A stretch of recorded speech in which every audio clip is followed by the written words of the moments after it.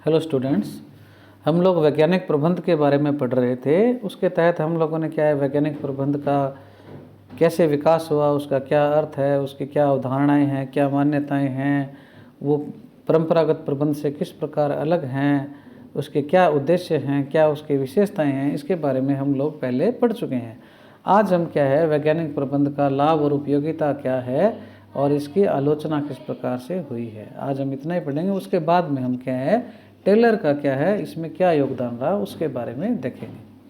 तो वैज्ञानिक प्रबंध जो है, या जिसको हम टेलरवाद भी कहते हैं, ये जो विचारधारा है 20वीं शताब्दी के क्या है, दूसरे और तीसरे दशक में क्या है, संयुक्त राज्य अमेरिका के साथ साथ अधिकांश देशों में क्या है, तेजी से लोकप्रिय हुई थी। यहाँ तक कि इंग्लैंड, फ्रांस, रूस, जर्मनी, उन्होंने भी क्या है, टेलरवाद को मान्यता प्रदान की थी। वैज्ञानिक प्रबंध का एक अन्य स्वरूप जो है वो सोवियत संघ में भी प्रचलित रहा, जिसको क्या है, स्तेखानोवाद कहते हैं। यानी वहाँ नाम थोड़ा सा अलग हो गया, लेकिन था वो वैज्ञानिक प्रबंध ही सोवियत संघ में, उसको बोलते हैं स्तेखानोवाद। स्तेखानोवाद वह विचारधारा है जो रशियन कार्य क्षमता विशेषज्ञ एजी स्तेखानोव के नाम से सन क्या है 1935 में प्रसिद्ध हुई थी। इस विचारधारा के अंतर्गत यह माना जाता है कि उत्पादन में वृद्धि के लिए व्यक्तिगत पुरस्कार या पहल का सहारा लिया जाना चाहिए। इस प्रकार जो श्रमिक अधिक उत्पादन करके पुरस्कृत होता है वह रूसी भाषा में क्या कहलाता है, स्तेखानोवाइट। बहुत से विद्वानों का मानना है कि टेलर की वैज्ञानिक प्रबंध की विचारधारा न्यूटन, लुई पाश्चर, कोपरनिकस तथा डार्विन के सिद्धांतों की भांति क्या है, क्रांतिकारी कदम है। टेलर का यहाँ तक मानना था कि उत्पादकता को जानबूझकर सीमित करने से बढ़कर इस विश्व में कोई जघन्य अपराध नहीं है। यानी उत्पादन हो सकता है तो उसको करना चाहिए। अगर आप उसको नहीं कर पाते हैं वैज्ञानिक पद्धतियों के अभाव से, तो इससे बड़ा कोई अपराध नहीं है। स्पष्ट है कि टेलर ने औद्योगिक विकास तथा मानव कल्याण की दिशा में सार्थक चिंतन की पहल की थी।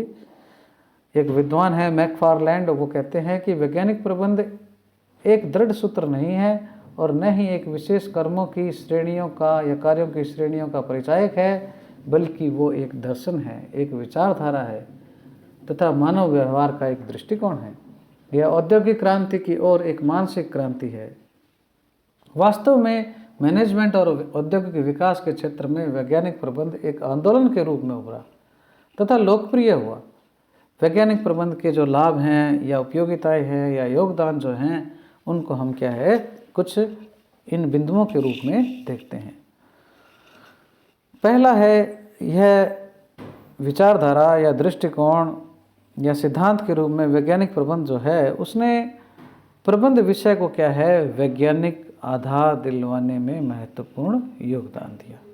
यानी मैनेजमेंट क्या है, एक साइंस के रूप में तब्दील करने में क्या है, इसने क्या है, योगदान दिया। दूसरा, इसकी उपादेयता इस बात की है कि टेलर ने लिखा है कि इसके अनुसरण से क्या है, औद्योगिक कार्यों में लगे प्रत्येक व्यक्ति की उत्पादकता क्या है, लगभग दुगनी हो जाएगी और इससे क्या होगा, संपूर्ण राष्ट्र और विश्व को क्या है, लाभ होगा। तो ज़्यादा उत्पादन है वो क्या है, इससे संभव हो पाएगा। तीसरा इसका लाभ या उपयोगिता है कि वैज्ञानिक प्रबंध को अपना लेने के बाद औद्योगिक उपक्रम में श्रम विभाजन, विशेषीकरण, वस्तु की गुणवत्ता, लागत में कमी और श्रम विवादों का क्या है, अंत हो जाएगा। तो इस प्रकार से क्या है, ये कई समस्याओं का समाधान करता है। यह विचारधारा श्रमिकों के कल्याण, विकास और उनके हितों की रक्षा के लिए मैनेजमेंट को बाध्य करती है कि वे श्रमिकों की आवश्यकताओं को समझे और उनसे सहयोग लेने का प्रयास करें। वैज्ञानिक प्रबंध ही वह विचारधारा है जिसने आधुनिकीकृत प्रशासन, परिचालन अनुसंधान, कार्य की पद्धति अध्ययन, व्यवस्था विश्लेषण, प्रबंध में अपवाद के सिद्धांतों की दिशा में नया चिंतन करने का मार्ग प्रशस्त किया। यानी किस प्रकार से कार्य को व्यवस्थित ढंग से किया जाए, ये सबसे पहले क्या है वैज्ञानिक प्रबंध ने ही बताया। तो ये इस प्रकार से इसके कुछ लाभ, योगदान या उपयोगिताएं हैं।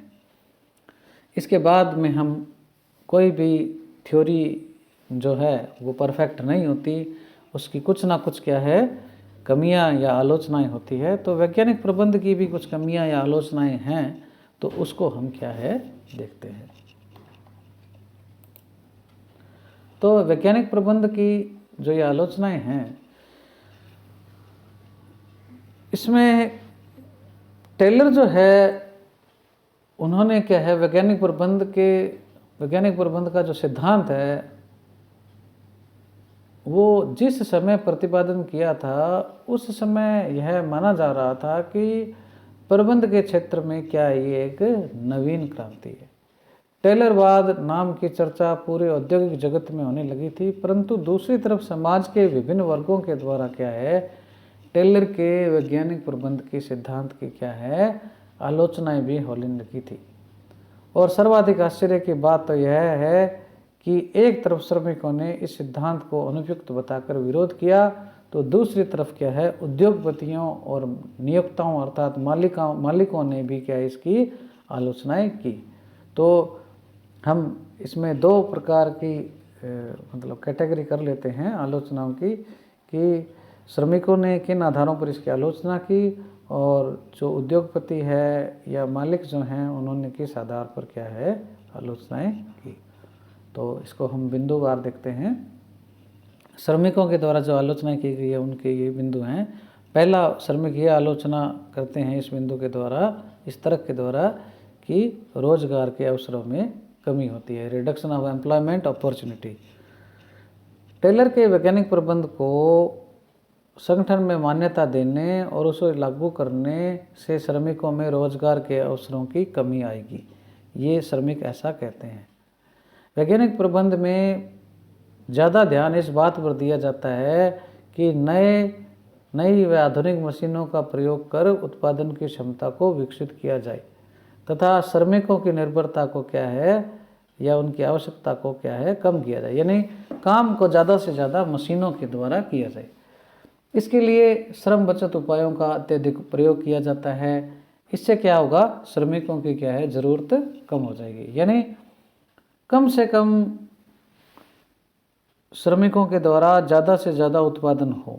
तो उससे क्या है, जब उत्पादन ज़्यादा हो जाएगा तो श्रमिकों की क्या है कमी वैसे ही रहेगी, क्योंकि टारगेट जो है क्या है कम श्रमिकों से पूरा हो जाएगा। तो इससे क्या है रोजगार के क्या है अवसरों की कमी हो जाएगी, क्योंकि श्रमिकों की आवश्यकता कम हो जाएगी, मशीनों का ज़्यादा उपयोग करेंगे।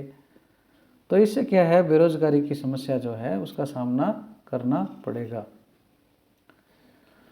तो ये एक क्या है श्रमिकों के द्वारा आलोचना है। दूसरी है निरस्ता की समस्या, मोनोटोनी, एक जैसा काम करने को क्या है उससे क्या निरस्ता आती है। इसमें क्या तर्क देते हैं श्रमिक, वो कहते हैं कि एक प्रकार के कार्य करते करते क्या है श्रमिकों में संबंधित कार्य के प्रति क्या है अरुचि और निरस्ता हो जाएगी।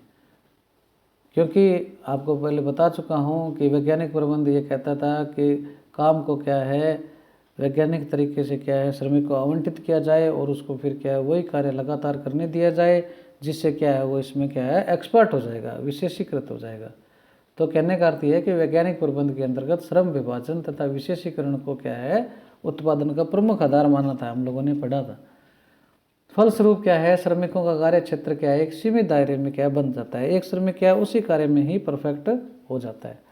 श्रमिकों को क्या है दूसरे कार्य करने नहीं दिया जाता या उसको क्या है संलग्न नहीं किया जाता, जिससे क्या होता है उसके व्यक्तित्व और क्षमता का क्या है संपूर्ण विकास नहीं हो पाता है। और एक ही एक काम करते करते क्या है उसमें क्या है उदासीनता और निरस्ता क्या है पैदा हो जाती है। इससे क्या है अंततोगत्वा उत्पादन पर प्रतिकूल प्रभाव पड़ता है। यानी टेलर तो उत्पादन को ज़्यादा करना चाहते थे, लेकिन निरस्ता की समस्या से क्या है उत्पादन घट जाता है।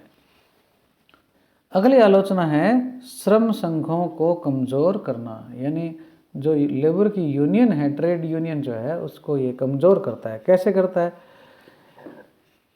टेलर द्वारा जो वैज्ञानिक प्रबंध का सिद्धांत है उसके अंतर्गत क्या है, श्रमिक जो काम करने वाले श्रमिक हैं उनके काम की दशाएं, उनका काम का बंटवारा, मजदूरी की दर जो है, उनकी शर्तों का निर्धारण वैज्ञानिक अध्ययनों द्वारा किया जाता है।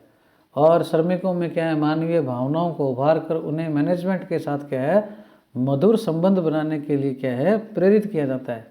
ऐसी परिस्थिति में क्या होगा, जब संबंध मधुर हो जाएंगे तो ट्रेड यूनियन जो है उनकी आवश्यकताएं क्या हो जाएगी, कम हो जाएगी।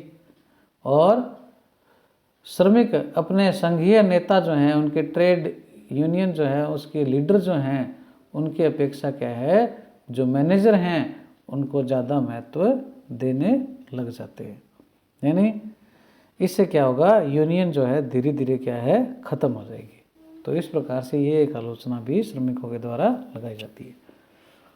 अगली आलोचना है, श्रमिकों का इससे शोषण होता है। कैसे होता है, एक्सप्लॉइटेशन जिसको कहते हैं हम, शोषण को। टेलर के द्वारा जो वैज्ञानिक प्रबंध दिया गया है उसके अंतर्गत क्या है, उत्पादकता की वृद्धि पर क्या है, बहुत बल दिया जाता है। यानी ज़्यादा से ज़्यादा प्रोडक्शन होगा तो उससे क्या होगा, ज़्यादा माल बिकेगा और ज़्यादा लाभ होगा।